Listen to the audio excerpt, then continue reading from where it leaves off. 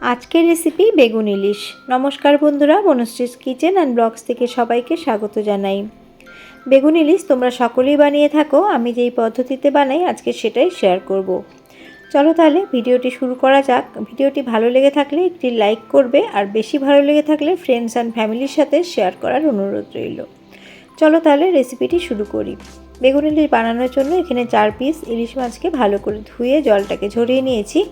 পরিমাণ মতো আমি হলুদ গুঁড়ো দিয়ে রেখেছি, আর এর মধ্যে পরিমাণ মতো নুন দিয়ে মাছের গায়ে খুব ভালো করে লাগিয়ে নেব। এইভাবে মাছটাকে ম্যারিনেট করে মিনিমাম 10 মিনিটের জন্য আমি রেখে দেবো, যাতে মাছের মধ্যে ভালো করে নুনটা চলে যায়।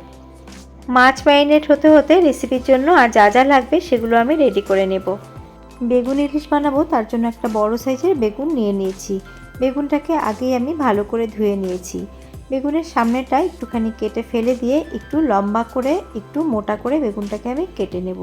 দেখো, বেগুনটাকে প্রথমে আমি 2 ফালা করে নিচ্ছি, তারপরে আমি আরও 2 ফালা করে নেব। এইভাবে বেগুনটাকে আমি পিস করে নেব।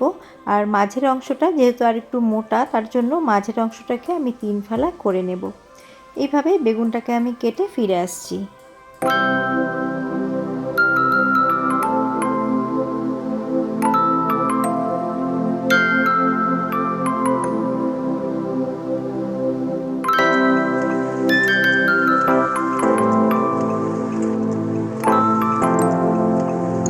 বেগুনগুলোকে একটা ডিশের মধ্যে তুলে নিয়েছি। যেহেতু আগেই বেগুনটা ধুয়ে নিয়েছিলাম, এখন আর বেগুনটাকে আমি ধুইনি। এখন পরিমাণ মতো দিয়ে দিলাম নুন, আর পরিমাণ মতো দিয়ে দিলাম হলুদ গুঁড়ো, তার সাথে কয়েক দানা দিয়ে দিলাম চিনি। এইভাবে নুন, চিনি এবং হলুদ গুঁড়ো যদি একটু মেখে রাখা যায়, তাহলে কিন্তু রান্নার সময় বেগুন একদমই তেল টানবে না। এইভাবে বেগুনটাকে আমি মেখে রেখে দেবো কিছুক্ষণ। বেগুন ইলিশ বানাচ্ছি, তার জন্য আজকে এর মধ্যে আলুর ব্যবহার করছি না। তোমরা চাইলে এইভাবে লম্বা করে কেটে আলুও দিতে পারো। রেসিপিটি শুরু করার জন্য এখানে আমি কড়ার মধ্যে পরিমাণ মতো সর্ষের তেল দিয়ে দিয়েছি।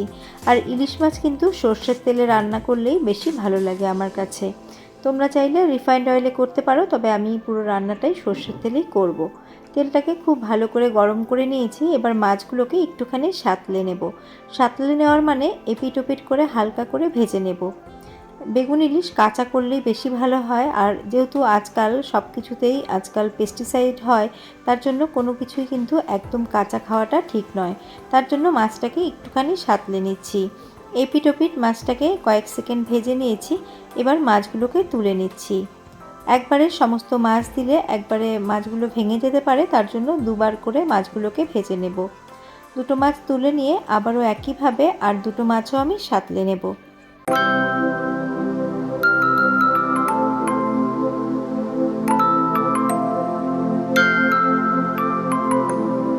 দু ব্যাচে মাছগুলোকে সাঁতলে নিয়েছি বা হালকা করে ভেজে নিয়েছি। এবার বাদবাকি তেলের মধ্যে আমি নুন হলুদ মাখিয়ে নেওয়া বেগুনগুলো দিয়ে দিচ্ছি। বেগুনগুলো দিয়ে মিডিয়াম টু হাই ফ্লেমে বেগুনগুলোকে হালকা লাল লাল করে ভেজে নেব। বন্ধুরা, এখনও ইলিশ মাছের মরশুম শুরু হয়নি, কিন্তু কলকাতায় কিন্তু মাঝে মাঝেই পাওয়া যায়। তার জন্য বাড়িতে নিয়ে এসেছে, আমি তোমাদের এই রেসিপিটা শেয়ার করছি। আর ইলিশের অনেক রেসিপি আমার চ্যানেলে আছে, তোমরা চাইলে সেগুলোও কিন্তু দেখে নিতে পারো। তবে আমাদের বাড়িতে বেগুন ইলিশটা সবাই বেশি পছন্দ করে, তার জন্য আমি এটাই বানাচ্ছি। আর এখানে নিয়ে নিয়েছি মশলা অল্প করে। ইলিশ মাছে কিন্তু বেশি মশলা ভালো লাগে না, অল্প মশলা দিয়ে রান্না করলেই ভালো লাগে। হাফ চা চামচ জিরে গুঁড়ো, হাফ চা চামচ হলুদ গুঁড়ো, হাফ চা চামচ লাল লঙ্কার গুঁড়ো এবং কালারের জন্য হাফ চা চামচ কাশ্মীরি লাল লঙ্কার গুঁড়ো আমি একটু জল দিয়ে গুলিয়ে রাখলাম। এইভাবে গুলিয়ে রান্না করলে কিন্তু অনেকটা বাটা মশলার মতো স্বাদ পাওয়া যায়। এইটুকু মশলা দিয়ে কিন্তু আমার আজকের রান্নাটা হয়ে যাবে। আর এখানে বেগুনগুলো আমি হালকা লাল করে ভেজে নিয়েছি। এবার বেগুনগুলোকে একটা পাত্রের মধ্যে আমি তুলে নিচ্ছি। রান্নাটি কমপ্লিট করার জন্য কড়ার মধ্যে সামান্য পরিমাণ সর্ষের তেল দিয়ে দিলাম। তেলটা ভালো করে গরম হয়ে গেছে। এবার এর মধ্যে দিয়ে দিচ্ছি ফোড়ন হিসেবে একটা শুকনো লঙ্কা। লঙ্কাটাকে আমি ফাটিয়ে দিয়েছি। আর দিয়ে দিচ্ছি এর মধ্যে 1 চামচ মতো 5 ফোড়ন। আজকে আমি বেগুন ইলিশটা 5 ফোড়ন দিয়ে বানাচ্ছি। আর তোমাদের যদি 5 ফোড়ন পছন্দ না হয়, সেক্ষেত্রে তোমরা এর মধ্যে কালো জিরেও দিতে পারো। সাধারণত বেশিরভাগ লোকই বেগুন ইলিশ কালো জিরে ফোড়ন দিয়ে রান্না করে থাকে, তবে আমার শ্বশুরবাড়িতে এইভাবে 5 ফোড়ন দিয়ে রান্না করা হয়, আর ওটা কিন্তু খেতে আমার বেশি ভালো লাগে। তার জন্য আমিও কিন্তু 5 ফোড়ন দিয়েই এই বেগুন ইলিশটা তৈরি করে থাকি। ফোড়ন ভাজা হয়ে গেলে যে মশলাটা আমি গুলিয়ে রেখেছিলাম সেই মশলাটা দিয়ে দিলাম, আর তার সাথে বাটি ধোয়া কিছুটা জলও দিয়ে দিলাম। এবার তেল ছেড়ে আসা অবধি আমি মশলাটাকে একটু ভালো করে কষিয়ে নেব। দেখো এই পর্যায়ে মশলা কষা হয়ে গেছে। আর এখন আমি এর মধ্যে গ্রেভির জন্য জল দিয়ে দেব। একটা পাত্রের মধ্যে গরম জল করে রেখেছি, সেই জলটাই এর মধ্যে ব্যবহার করছি। বেগুন ইলিশের ঝোল পাতলাই কিন্তু খেতে বেশি ভালো লাগে, তার জন্য এখানে জলের পরিমাণটা আমি একটুখানি বেশি দিয়েছি। তোমরা যদি একটু ঘন খেতে চাও সেক্ষেত্রে জলের পরিমাণ একটু কম দিতে পারো। দিয়ে দিচ্ছি পরিমাণ মতো নুন। আমি বেগুন নুন দিয়ে ভেজেছিলাম, আর এখন সেই বুঝেই কিন্তু নুনটা এখানে আমি অ্যাড করে দিলাম। গ্যাসের ফ্লেমটাকে আমি হাই করে দিয়েছি, গ্রেভিটা ফুটতে শুরু করেছে। এখন ভেজে রাখা মাছগুলো আমি এর মধ্যে দিয়ে দিচ্ছি। মাছ হালকা করে ভাজা রয়েছে আর বেগুনও ভালো করে ভেজে নিয়েছি। রেসিপিটি তৈরি করতে আর কিন্তু বেশি সময় লাগবে না। মাছগুলো দেওয়ার পরে যে প্লেটের মধ্যে আমি মাছগুলো রেখেছিলাম তার মধ্যে তেল এবং জল যেটা বেরিয়েছে সেটাও কিন্তু দিয়ে দিলাম। এতে কিন্তু ঝোলের স্বাদটা খুব ভালো হবে। একই সাথে আমি ভেজে রাখা বেগুনগুলোও দিয়ে দিচ্ছি। বেগুন দিয়ে ঝোলের মধ্যে একটুখানি ভালো করে বেগুনগুলোকে ডিপ করে দেব। এখন আমি মিডিয়াম ফ্লেমে এটাকে 3 থেকে 4 মিনিটের জন্য রান্না হতে দেব।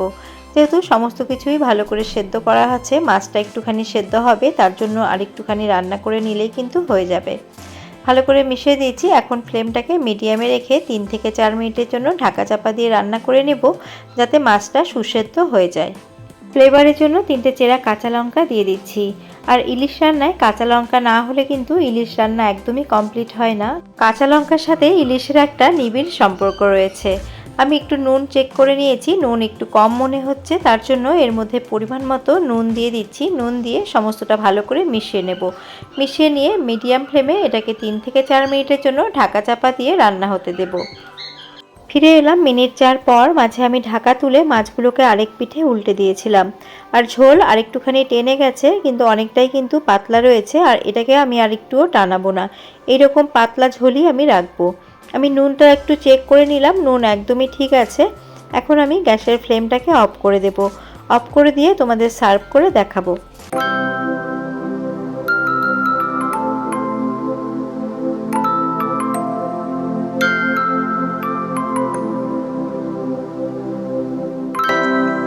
গরম ভাতের সাথে এরকম যদি বেগুন ইলিশ থাকে তাহলে কিন্তু খাওয়াটা একদম জমে যাবে। বন্ধুরা, তোমরাও বেগুন ইলিশ রান্না করে থাকো, আর আমি যেভাবে রান্না করি আজকে সেটাই তোমাদের সাথে শেয়ার করলাম। আমার পদ্ধতিটা তোমাদের কেমন লাগলো কমেন্ট করে জানিও। যদি আমার পদ্ধতিটা তোমাদের ভালো লেগে থাকে তাহলে একদিন হলেও তোমরা এইভাবে অল্প মশলা দিয়ে 5 ফোড়ন দিয়ে বেগুন ইলিশ খেয়ে দেখো। আশা করি তোমাদেরও খুব ভালো লাগবে। বেশি ভালো লেগে থাকলে ফ্রেন্ডস অ্যান্ড ফ্যামিলির সাথে শেয়ার করার অনুরোধ রইল। আবারও আমি হাজির হয়ে যাব অন্য কোনো রেসিপি নিয়ে বা ব্লগস নিয়ে। আজ এই পর্যন্তই, নমস্কার।